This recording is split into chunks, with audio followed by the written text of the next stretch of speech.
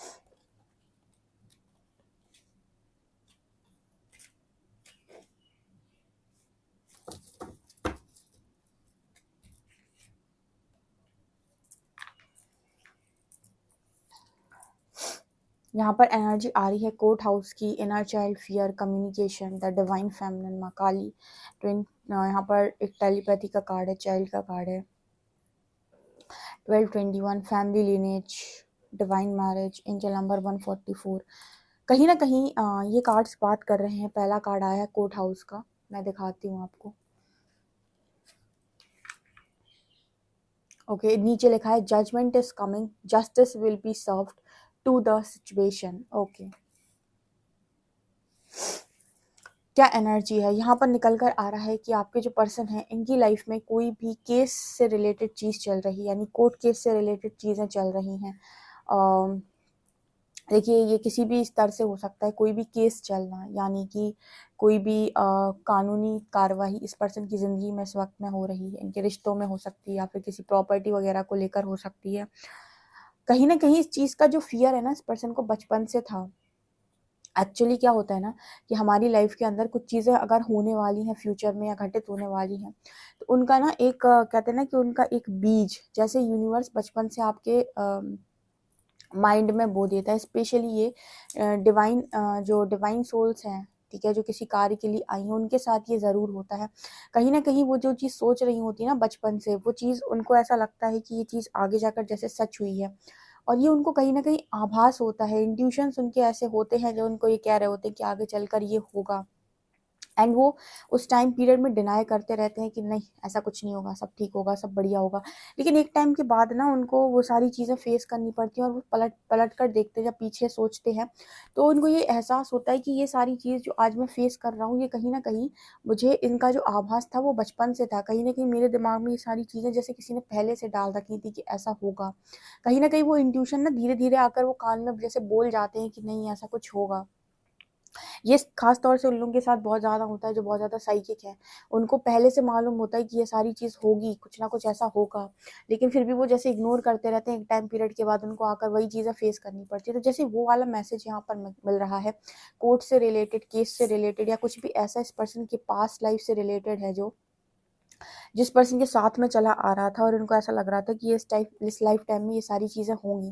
कहीं ना कहीं ये डर बैठा हुआ था बचपन से ही इस पर्सन के, और मुझे ऐसा नज़र आता है कि ऐसा कोई डर इस पर्सन का जैसे सरफेस हुआ है। मुझे तो ये नज़र आ रहा है कि रियल में भी ये चीज़ हो रही है। लेकिन कुछ लोगों के लिए ये भी मैसेज है कि ऐसा कोई डर अगर इस पर्सन का पास्ट लाइफ से है, फॉर एग्जाम्पल कि पास्ट लाइफ में आपने कोई ऐसा कुछ ऐसा देखा था जहाँ पर आप किसी केस में फँसे थे, या फिर आपको कोई सज़ा मिली थी केस केस से रिलेटेड, या फिर आपके द्वारा किसी और को सज़ा मिली थी, या कुछ भी ऐसा कर्म आप करके आए होते हो, तो वो एक मेमोरी होती ना। अगर वहाँ पर आपने कुछ भी ऊपर-नीचे किया है, ऊँच-नीच की है, तो वो चीज़ कहीं न कहीं आपके सबकॉन्शियस माइंड में बहुत बुरी तरीके से बैठती है। और आपको, अगर आपसे कुछ गलती हुई थी, तो आपके अंदर गिल्ट बैठता है। अगर आपको बिना बात के सज़ा मिली थी, तो आपके अंदर गुस्सा बैठ जाता है। और वो चीज़ें, वो जो मेमोरीज़ होती हैं, उनके साथ आप नेक्स्ट लाइफ में आ जाते हो, और वो चीज़ें आपको बचपन से ही ट्रिगर करने लगती हैं कि कुछ ऐसा तो डेफ़िनेटली आपके साथ हुआ होता है जो बचपन से ही आपको ट्रिगर कर रहा है, और आपको उसके रियल रीज़न्स नहीं मालूम होते हैं कि आखिर चीज़ मुझे ट्रिगर क्यों कर रही है, इतना ज़्यादा मुझे फ़र्क क्यों पड़ रहा है। जबकि वो आपके पास्ट लाइफ से रिलेटेड होती है, कि कहीं न कहीं उससे रिलेटेड चीज़ें आपने पास्ट में एक्सपीरियंस की हैं, जिनका दुःख है आपके अंदर, या उनका दर्द है आपके अंदर, या कोई धोखा है, या तो कोई गिल्ट है आपके अंदर, जो चीज़ आपको तकलीफ़ देती है। तो ऐसा ही कोई तकलीफ़ इस पर्सन का पास्ट लाइफ़ से रिलेटेड, कोर्ट हाउस से रिलेटेड है, यानी किसी केस से रिलेटेड, या तो यही लॉयर होंगे पास्ट लाइफ़ में, या कुछ भी इस तरीके का, अभी हम पास्ट लाइफ़ पर नहीं जाएँगे उनकी। तो उसका फ़ियर इस पर्सन के अंदर बचपन से ही था, और इस पर्सन को ऐसा मालूम था कि ऐसा कुछ होगा आगे चलकर, वो चीज़ जैसे सरफ़ेस आई है, जैसे वो चीज़ एक्चुअल में इस पर्सन के साथ हुई है या हो रही है। दूसरा कार्ड है यहाँ पर कम्युनिकेशन, माँ काली, द डिवाइन फेमिनिन। यहाँ पर कम्युनिकेशन का कार्ड दिखाता है कि कहीं न कहीं आपके जो पर्सन है, वो इस वक़्त में ना माँ, जैसे कहते हैं ना कि जब इंसान बहुत दुखी होता है ना, माँ को पुकारता है। कहीं न कहीं मुझे माँ काली की एनर्जी नज़र आ रही है, जैसे वो अकेले पड़ गए हैं, तो कहीं न कहीं उनको आंसर कर रही हैं इस वक़्त माँ। आपको पता होगा कि आप जब भी माँ को याद करते हो, वो आपको आपकी हेल्प करने ज़रूर आती हैं। स्पेशली वो लोग जो बहुत ज़्यादा डरते हैं और लोगों से कुछ कह नहीं पाते हैं, बहुत डर-डर के, मर-मर के जीते हैं, उनको स्पेशली मैं हमेशा रिकमेंड करती हूँ कि माँ आदि पराशक्ति, माँ काली को डेफ़िनेटली आप उनकी आराधना करिए। कुछ समय तक आपके अंदर के सारे डर निकल जाएँगे, एक-एक निकाल देंगी आपके अंदर से। तो कहीं न कहीं आपके जो पर्सन है, वो इसी वक़्त ऐसा ही नज़र आता है, जैसे माँ से ही बात करते हैं, कम्युनिकेट करते हैं, क्योंकि कहीं न कहीं उन्हें ऐसा लग रहा है कि माँ उन्हें समझती हैं, और पास्ट लाइफ़ से हो सकता है माँ उनकी इष्ट रही हों, माँ उनकी गुरु रही हूँ, ठीक है? मतलब पास्ट लाइफ में कैसे आप जिए हो, आपने किनकी आराधना की है, वो आपके इष्ट और आराध्य होते हैं, जो इस लाइफ टाइम में आपसे दोबारा कनेक्ट कर ले जाते हैं। वो एनर्जी मेरे को माँ काली के रूप में, द डिवाइन फेमिनिन दिखाई देती है। कहीं न कहीं ये कम्युनिकेशन आपसे रिलेटेड भी है, कहीं न कहीं आपके अंदर भी मदरली नेचर इस पर्सन ने बहुत ज़्यादा एक्सपीरियंस किया है, देखा हुआ है। तो जैसे यहाँ पर ये मैसेज भी निकल कर आ रहा है कि पर्सन आपके साथ भी कम्युनिकेट करना चाहते हैं, क्योंकि आपसे भी वही सपोर्ट, वही लव, वही केयर इस पर्सन को रिसीव होती है, जो एक माँ से होती है, right? Hmm. Next card we have twin flames, telepathy. कहीं न कहीं आपके पर्सन के सामने ये वर्ड आ रहा है, ट्विन फ्लेम, और आपके साथ ये पर्सन टेलीपैथी भी महसूस कर पा रहे हैं, तो इनको भी इस तरीके की एनर्जी फ़ील होती है, जैसे आप दोनों ना कोई ट्विन फ्लेम्स हो, ठीक है? बट यहाँ पर आपके जो पर्सन है, वो इन सारी चीज़ों से रन करते हैं, भागते हैं, बिकॉज़ यहाँ पर चाइल्ड की एनर्जी आ रही है। अगेन यहाँ पर कोई इनर चाइल्ड फ़ियर हो सकता है, या फिर ये पर्सन जो है वो सिंगल पेरेंट हो सकते हैं, जहाँ पर इस पर्सन को अपने बच्चे की चिंता भी बहुत ज़्यादा है। ठीक है? क्योंकि देखिए, आपकी लाइफ़ में आपका किसी के साथ डिवोर्स हो गया, या आप सिंगल पेरेंट हैं, आपके हस्बैंड, आपकी वाइफ़ जो है उनकी डेथ हो गई, या फिर कोई भी इस तरीके सिनेरियो है, तो कहीं न कहीं आपके ये भी प्रारब्ध से कुछ न कुछ ऐसा लिख कर आता है। लेकिन हम कहते हैं ना कि जब हम प्रारब्ध काट लेते हैं, तो नए दरवाज़े ज़रूर खुलते हैं। तो इंसान जीना तो चाहता है, लेकिन जो हमारी सोसाइटी की एक लिमिटेड बिलीफ सिस्टम होता है, या सोच होती है, उसके अकॉर्डिंग इंसान आगे बढ़ नहीं पा रहा होता है लाइफ़ में। तो यहाँ पर वो मैसेज भी निकल कर आ रहा है, जैसे इस पर्सन को आपके साथ एक स्ट्रॉन्ग टेलीपैथी महसूस होती है, बट कुछ इनर चाइल्ड इश्यूज़ की वजह से, या खुद के चाइल्ड की वजह से पर्सन एक दूरी को मेंटेन करने की हमेशा कोशिश करते हैं। यहाँ पर है एंजल नंबर 1221। देखिए, यहाँ पर चाइल्ड आने का मतलब, मैं किसी भी एक्स्ट्रा मैरिटल अफेयर को यहाँ पर वो नहीं करती हूँ, कहते हैं उसे बढ़ावा देना। इस चीज़ को मैं बढ़ावा कभी नहीं देती हूँ। अगर आप इंटेंशनली ऐसा कोई भी काम करते हो, तो वो कर्मा के अंतर्गत आता है। बट अगर आपकी लाइफ़ के अंदर ऐसी सिचुएशन है जहाँ पे आप किसी टॉक्सिसिटी में हैं, या फिर आपको हेल्प की ज़रूरत है, किसी इंसान ने आपकी हेल्प की है और उसके थ्रू आप उस सिचुएशन से बाहर निकल कर आए हैं, तो वो डिवाइन कॉल होती है। लेकिन आप अपनी मन-मर्ज़ी के लिए, अपने जश्न के लिए, या अपनी इच्छा पूर्ति के लिए, या कोई भी इस तरीके का काम अगर आप करते हैं, तो वास्तव में वो कर्मा के अंतर्गत आता है, क्योंकि आपके पास चीज़ें ऑलरेडी अवेलेबल हैं, लेकिन उसके बाद भी आपको बाहर की चीज़ें ज़्यादा प्रिय हो रही हैं, तो वो कहीं न कहीं एक डिफरेंट केस होता है। सो मैं कभी भी इस चीज़ के सपोर्ट में नहीं होती हूँ, ओके? यहाँ पर एंजल नंबर 1221 का कार्ड है, जो ये शो करता है कि आपके जो पर्सन है उन्हें एंजल नंबर्स 144 और 1221 ये चीज़ जो दिखाई दे रही है, एंजल नंबर्स इस पर्सन को नज़र आ रहे हैं, जो कहीं ना कहीं बात कर रहे हैं कि आपकी लाइफ के अंदर कोई मिरर सोल अवेलेबल है। यानी आप मतलब मिरर नंबर मिरर सोल को ही शो करते हैं कि आपकी लाइफ के अंदर मिरर सोल है, जो आपकी हेल्प कर सकती है, जो आपको मदद कर सकती है। और जब भी ये पर्सन मदद के लिए देखते हैं या सोचते हैं मदद को लेकर, तो इस पर्सन के नाम, इस पर्सन की ज़ुबान पर आपका ही फर्स्ट नेम आता है कि वो आप ही है जो इस पर्सन की हेल्प बहुत अच्छे से कर सकते हैं। यहाँ पर फैमिली लिनेज का भी कार्ड आ रहा है। Ancestral Karma is clearing out. कहीं ना कहीं एंसेस्ट्रल कर्मा जो है वो धीरे धीरे आप दोनों के बीच से हट रहा है। देखिए, एंसेस्ट्रल कर्मा की वजह से भी आपकी कई बार मैरिजेस हो जाती हैं, एक हो जाती है और उसमें ब्रेक लग जाता है या फिर वो टूट जाती है, उसके बाद दूसरी मैरिज होती है। ये भी कहीं ना कहीं एंसेस्ट्रल कर्मा होता है जो पास्ट से चला आ रहा है आपके फैमिली के अंदर, और वो किसी का किया हुआ कर्मा था जो हर बार डीएनए में ट्रांसफ़र होकर, सोल डीएनए में ट्रांसफ़र होकर उनके फैमिली को अफेक्ट करता है। इस तरीके का अगर कोई भी एंसेस्ट्रल कर्मा था, तो यहाँ पर नंबर नज़र आ रहे हैं, एंजल नंबर्स जो इस पर्सन को शो हो रहे हैं और बताने की कोशिश कर रहे हैं कि आपकी लाइफ में वो एंसेस्ट्रल कर्मा जिसको आप फेस कर रहे थे वो ख़त्म हो रहा है।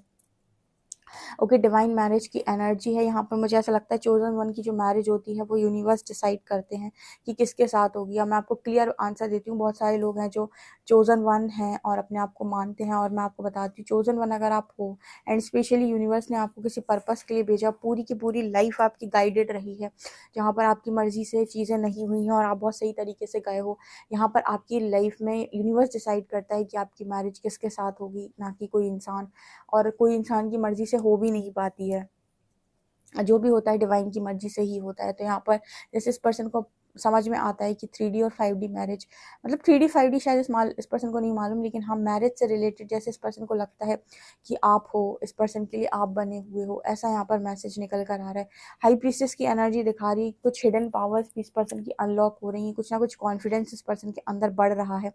माँ काली की एनर्जी आई है ना, कॉन्फिडेंस वो बढ़ा ही देंगी, तो ये भी दिखाई देता है। हम टैरो से देखते हैं।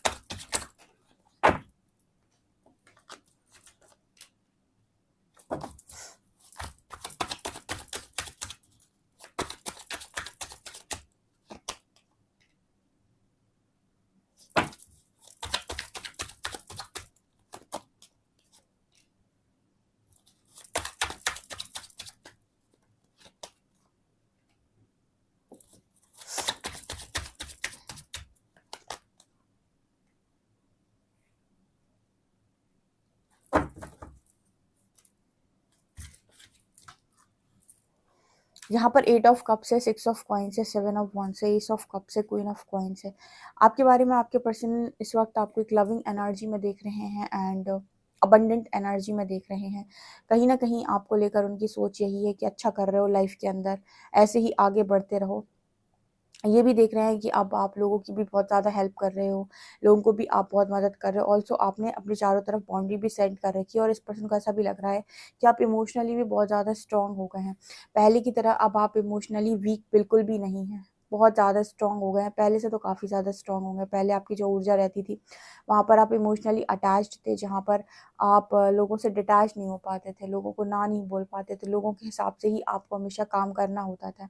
बट राइट नाउ एनर्जी नज़र आती है कि आप इमोशनली डिटैच करना अपने आप को सीख गए हैं, और अब जो भी काम करते हैं कहीं ना कहीं वो अपने स्तर से करते हैं, अपनी समझदारी से करते हैं, और किसी के बहकावे में आके, मैनिपुलेशन में आकर आपने काम करने बंद कर दिया। और आपको चैरिटी करते हुए भी जैसे पर्सन देख रहे हैं, यानी कि लोगों की मदद करते हुए भी बाउंड्री भी आपने स्ट्रॉन्ग सेट कर रखी है। जो पास तक आपके पर्सन को लगता था कि आपको तो ना ही बोलना नहीं आता, आपको तो बाउंड्री सेट करना नहीं आता, जो कि आपने यहाँ पर सीख लिया। अनकंडीशनल लव भी आप सीखे हो, कहीं ना कहीं आपका मैनिफेस्टेशन भी बहुत तेजी से वर्क कर रहा है। अगेन यहाँ क्वीन ऑफ वॉन्ड्स की एनर्जी, काफ़ी अच्छी ऊर्जा में आप चले गए हो, काफ़ी सारे लोग के अंदर ट्रांसफॉर्मेशन हुआ है। एंड मैं आपको सब सब सच बात बताती हूँ, जितने लोग भी आज की डेट में टैरो रीडिंग देख रहे हैं ना, उनमें से कोई भी ऐसा इंसान नहीं हो सकता जिसको मतलब रिजल्ट सीधे मिले हों, ठीक है, यानी कि बस उनको कुछ नहीं सीखना था और उनको रिजल्ट मिल गया। हाँ, ऐसा होता रहा कि उनकी बातचीत होती रहती है उनके पर्सन से, लेकिन वो जो परमानेंट यूनियन मांग रहे होते हैं ना, वो तभी पॉसिबल होता है जब आप अपने बेस्ट उसमें आ जाते हैं, क्योंकि कुछ लेसन्स आपके हैं जिससे आप लर्न करना, जब आप वो लर्न कर लेते हैं तभी आपका एक सोलमेट आपकी लाइफ के अंदर एंटर कर पाता है। अब वो एक्स नेक्स्ट कोई भी हो सकता है, लेकिन आपका परिवर्तन अनिवार्य है। तो ये चीज़ मुझे यहाँ पर नज़र आ रही है। आपसे कितना रेजोनेट करी मुझे कमेंट सेक्शन में ज़रूर बताएं। वीडियो पसंद आए तो like this video, subscribe my channel. Thank you guys.